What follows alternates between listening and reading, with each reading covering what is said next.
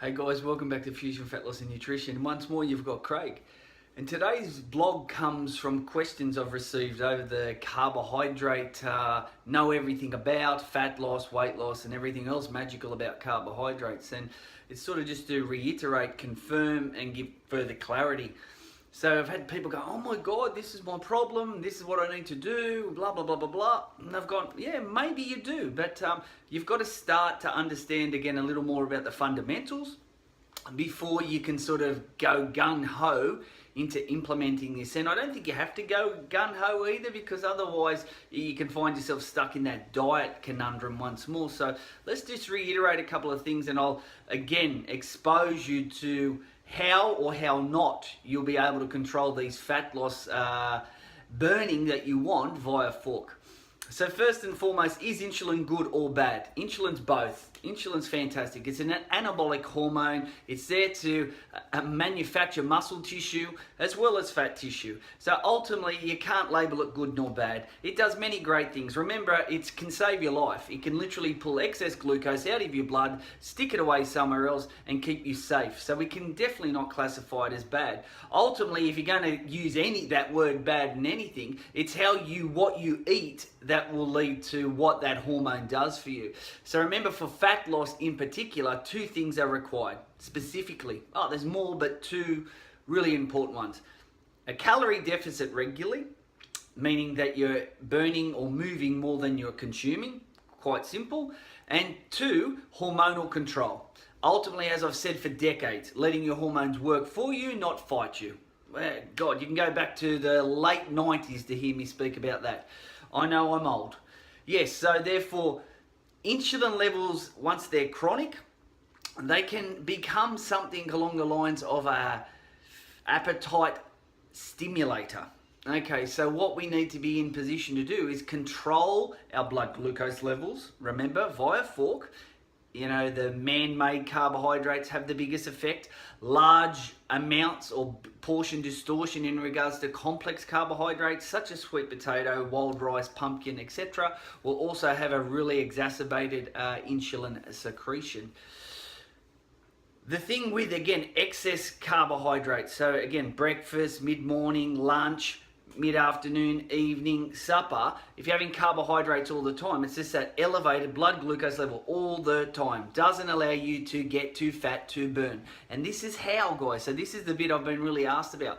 If you eat your breakfast, your morning tea, your lunch, your afternoon tea, your evening meals, etc., with more carbohydrates than your body needs, or with the more refined manufactured carbohydrates than your body needs, that chronic insulin elevation does this.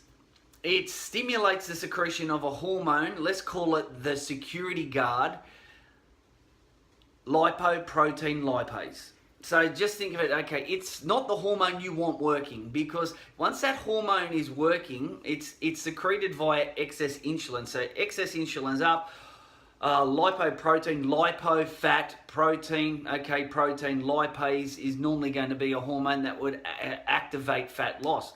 But because we are not able to activate fat loss, we're actually in a position where we can't get to fat to burn because of this security guard. He doesn't allow you, because insulin is secreted and it's traveling around in your bloodstream.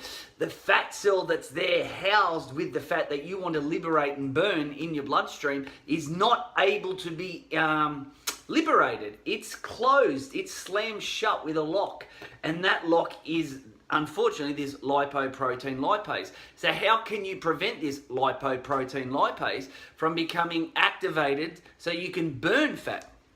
Okay, this is the thing. It's controlling your blood glucose levels. And remember, over the last 3 video blogs on this, you would have heard me mention something called glucagon. Remember I said glucagon was insulin's little brother or sister. Okay, what is its role? It is to liberate fat loss, isn't it? Fat burning via once your blood glucose levels drop below steady state and get a bit low, your body goes into the default and says, well, we've got to get our blood sugar levels back to a safe level. How do we do that? We go to the fat cell, we tap it on the back with the gatekeeper. Now, this hormone is called hormone sensitive lipase. The gatekeeper's our friend because we are controlling insulin. It's not in our bloodstream. Guess what can work? Hormone-sensitive lipase. It taps the fat cell on the shoulder and says, please, my friend, liberate. Come out and allow us to use your storage of energy to enable us to get our blood glucose back up. How do you control that? How can you liberate these fat stores? Through the fork one, through exercise, through other macronutrients such as fats and, more importantly, protein and dietary fiber, which we'll discuss over further video blogs. So the key is, once more, you have total, utter control, in most cases, of the ability to either store fat or burn fat. And it's all governed by being in a calorie deficit and a hormonal balance. So yes, you can actively increase the amount of food you consume to get good stretch receptors on the gut or the gastrointestinal tract and the stomach to manufacture the hormones because of the stress release or stress on the receptors in the belly. Once they stretch because of dietary fiber, because of protein, because of a water mass within the gut, there's a stretch. The receptors then go, well, we're full, we don't need any more. Okay, so you don't eat any more calorie, you don't get elevated blood glucose levels, and because you're not getting elevated blood glucose levels, you're not getting insulin secreted via the pancreas. And because you're not getting insulin secreted via the pancreas, you're not having lipoprotein lipase inhibiting the liberation of fat. So you go and you eat a diet that consists of really good quality proteins, exceptional fruits and vegetables, and good quality fats, and guess what will happen? You'll be in a position regularly where your blood glucose levels stay in a stable state. Every now and then they'll drop below, so we'll be able to liberate more glucagon, and that glucagon will allow you the complete liberation of the fat stores within these cells that we're trying to burn and make them a smaller offshore bank account. So you're getting leaner without sacrificing muscle tissue, which means you're much better fat burner long term, and you'll be able to sustain your goals long term. Now, how exciting is that to know this is why eating a sensible, real food diet will enable you the outcomes you want to. But it has to be replicated often, guys. You can't do it for a week, a fortnight, a month, 3 months, 6 months. It's your new life. This is what you do. This is why you invest in the fork, to enable you the opportunity to rewire, re-engineer, recalibrate your physiology. That's how it's done. I've been doing it for decades. So I was discussing this with a client this morning. We were talking exactly about this, and he said, Craig, because he's asked me, believe it or not, first client in many years, over 20 years, no one's ever asked me, Craig, I will pay you if you send me every day, every single bit of food you eat, when, why, how, etc. So that's what I've been doing with this gentleman. And he said, wow, even though I've worked with you for a long time, I can see the difference between what I do and what Craig does. And this is really important. It's not, again, I'm not telling you to eat my Bear Kelly, thank you very much. I'm not telling you to eat the way I do. Bear, I'm telling you guys exactly how you can learn to manipulate the hormones within your body to elicit the fat burning response you want or the fat making response you don't want.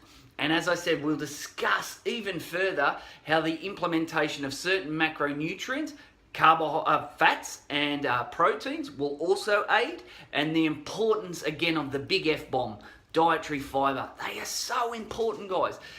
And yes, we'll also discuss why good quality carbohydrates around your training times can really elicit a greater response again, because you're inviting insulin in when you want insulin there. So you're guaranteeing in most cases that the carbohydrate or blood glucose that's circulating is knocking on the door of your liver and your muscles and changing your body shape without a droplet of fat being manufactured. How exciting is it? But again, implement this, take action, look down at your plate. How much fruit and vegetables, how much broccoli, cauliflower, broccolini, zucchini, beans, peas, etc., cabbage is on your plate?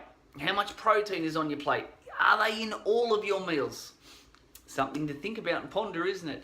If you've got any further questions, just ask. Fusion Fat Loss and Nutrition, guys. We're here for you. Have a great day.